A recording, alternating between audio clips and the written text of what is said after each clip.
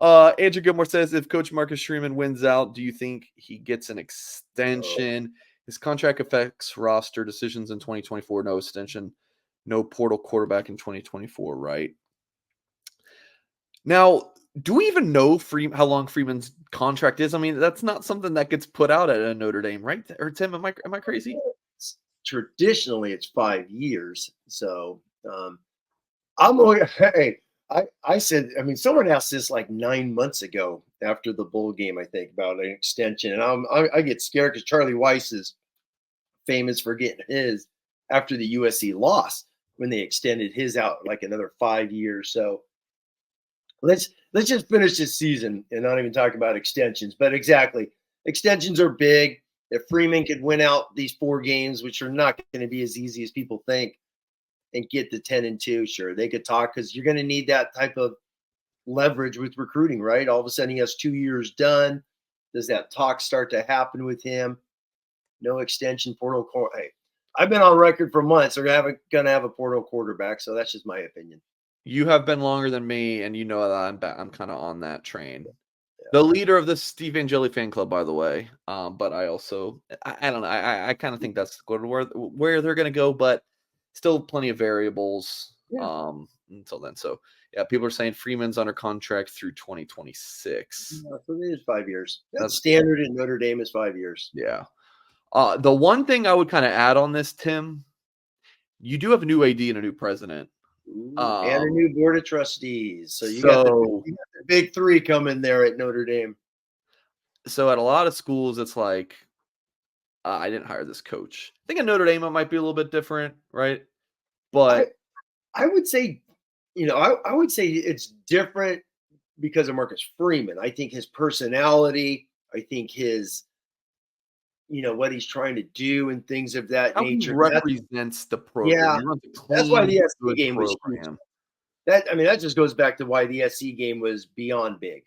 Because if they don't win that, you're literally looking at back-to-back 8-4s in the regular season.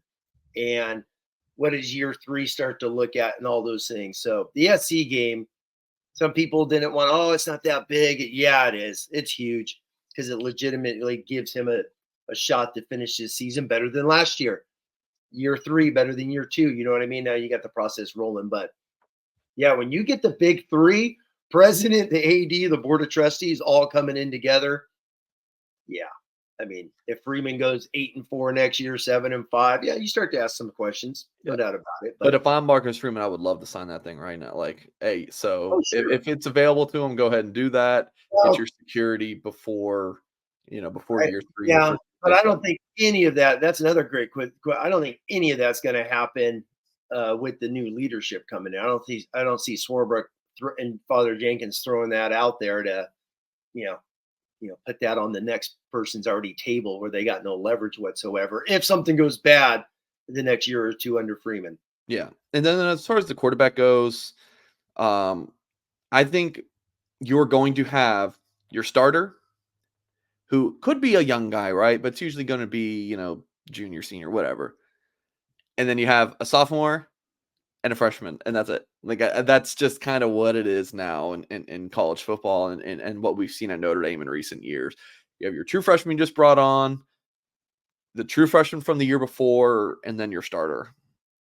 Because if you're not starting by your junior year, you're looking to start somewhere else. That's just college football and what we've seen at Notre Dame recently as well. Maybe not to a T perfectly, but generally speaking, And then um, just to throw out real quick, which we've talked about, is Freeman's got to make this decision in December.